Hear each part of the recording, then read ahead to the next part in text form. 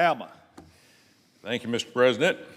You know, it's no secret that I oppose President Biden's tax proposal. I think it's bad policy that would undercut growth and derail American prosperity.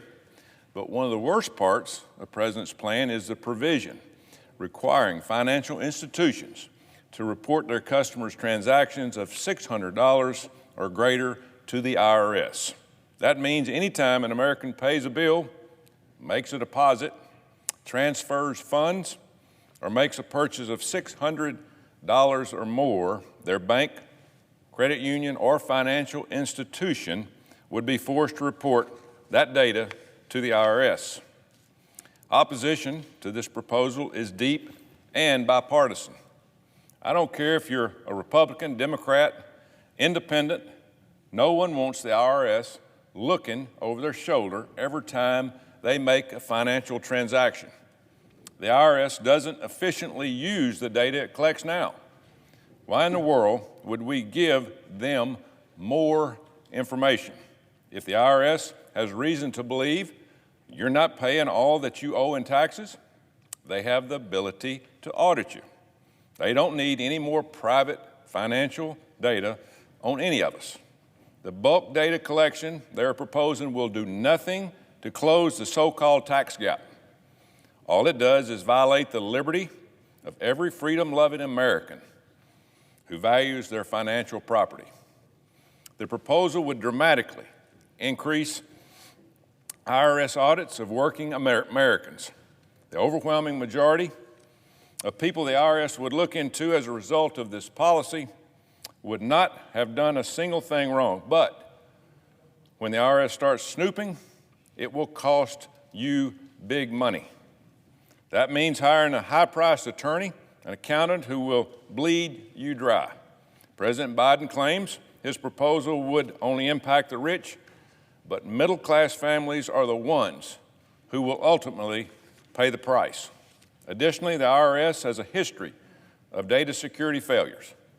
Just earlier this year, the confidential tax information of over a dozen well-known Americans leaked from the agency and was published in the press.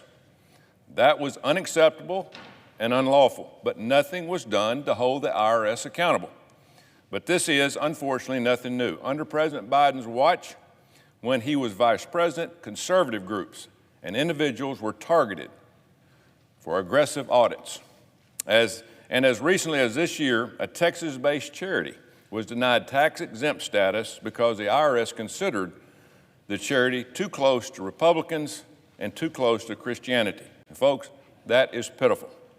Providing the IRS with massive amounts of financial transaction data will only make it easier for them to target groups or individuals they disagree with. If anything, we need to be reining in the IRS and holding officials accountable who go after taxpayers for political reasons. The outcry from voters has been strong and swift. Some of my Democrat colleagues are feeling the heat from their constituents and are starting to walk back the president's proposal. The American people have them on the run. Now, Democrats in Congress are talking about only requiring transactions of $10,000 or more to be reported to the IRS. Whilst fewer Americans would be directly impacted by this threshold, we would still feel the broader negative effects. That being said, on Tuesday of this week, Treasury Secretary Janet Yellen, the president's top economic advisor, defended the Biden plan and doubled down on the $600 IRS proposal. Regardless of whether the Democrats settle on $600 or $10,000 threshold, every American will suffer. That's because our community banks and credit unions will be overwhelmed. I mean overwhelmed with a tidal wave of compliance data. Small banks and credit unions won't be able to afford to hire the staff that they're going to need, forcing them to close their doors in a lot of rural and minority areas. And for Americans, including many minorities, living in rural communities across the country, these small banks and credit unions are a focal point for the community. They provide the money folks need to buy their first home or car. They fuel the economic development, provide good paying jobs, and pump resources back into these rural communities. If these community banks and credit unions close, it would cut off access to capital for millions of Americans and communities, and they would suffer. Livelihoods would be destroyed. That's why I, along with my colleague from Florida, Senator Rick Scott, have introduced a bill prohibiting the IRS from creating, implementing, or administering a financial reporting regime that would require financial institutions or individuals to report data or financial transactions or account balances to the IRS. To be clear, my legislation does not touch the Bank Secrecy Act or any of the regulations or either implemented or issued under that act. My bill has been endorsed by the American Bankers Association, the Independent Community Bankers of America, National Association of Federally Insured Credit Unions, the Credit Union National Association, Heritage Action of America, the League Southeastern Credit Unions, and the Alabama Bankers Association. These organizations and their members know that if President Biden's proposal goes through, banking as we know it will end. From Florida. Mr. President, I'd like to thank Senator Tuberville for leading this very important effort. I want to be very clear. What President Biden is proposing here is as close to policy from Communist China that we've seen in the United States. In oppressive regimes like Cuba and Communist China, we've come to expect a surveillance state where the government has access to every part of a person's life. Now, Joe Biden wants to bring that here to America. Let me explain what the Biden administration and Democrats in Washington are proposing. Democrats want to open your bank account to federal agents. Under Joe Biden's America, the federal government's authority would be vastly expanded so the IRS could get a look at any account over $600. The madness doesn't stop there. This new rule from Joe Biden would also require banks to report every transaction of $600 or more. And does anyone honestly think the federal government will keep your private information safe? Want to buy a bed? Here comes the federal government. Let's say you want to buy a new shotgun. Hunting season's coming up. Again, here comes the feds. How about giving money to your favorite charity, supporting a cause or a political candidate you care about, paying for child care, or paying for mental health counseling? Perhaps you're just selling off some old furniture and want to put your profits in a savings account. For every one of these transactions I've just described, the government is going to come take a look. Every American should be disgusted and furious by this insane overreach of the federal government. Think about the private, personal information the government would have access to. It's incredibly intrusive, and Joe Biden wants to make it nearly limitless. And again, does anyone honestly think the federal government will keep your private information safe? I know Florida families are angry. I've heard from more than 18,000 constituents over just the last 2 weeks about how disgusted they are with this plan. Biden wants to expand the surveillance state of the federal government to target every American family. 95% of American households have a bank account, and this policy will have impacts on every single one of those account holders. But it's not just banks. Joe Biden is expanding his federal surveillance state to monitor your finances across the board.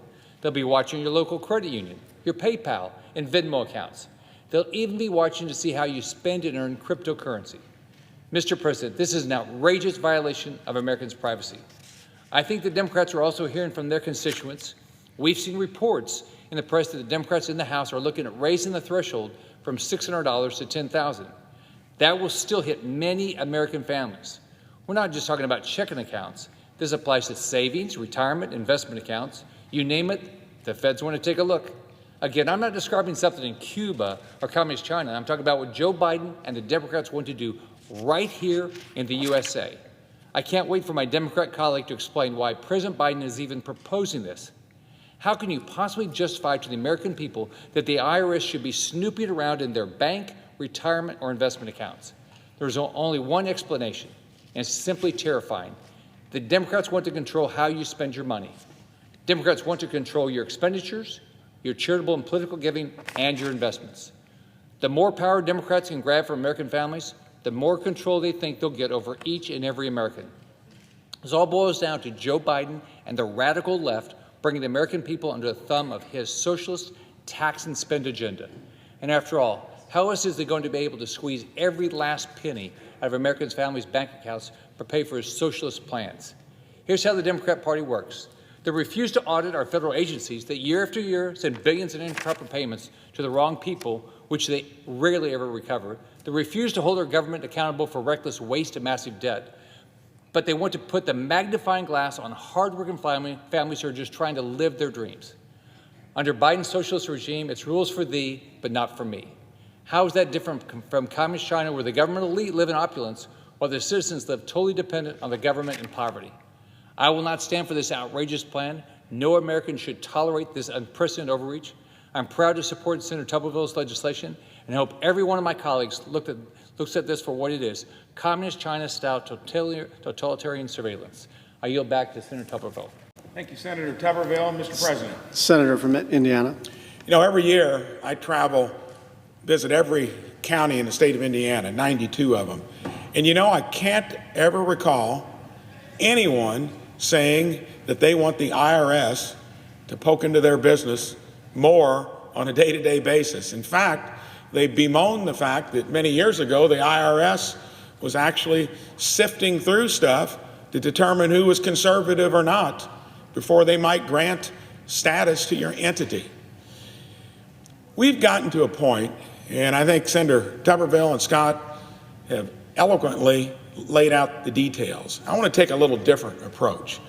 I've been here a little less than 3 years, and this kind of entrepreneurialism through government, growing the federal government, having an agency like the IRS that can't do its job well with the money that we do give to it, is just another example of trying to pile on one bad thing after another.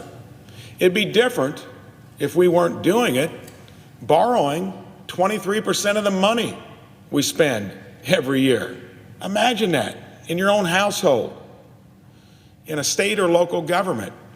A business, you'd be laughed out of the banker's office if you did that and then wanted a loan to cover it and then do it the next 10 years. Doesn't work anywhere else.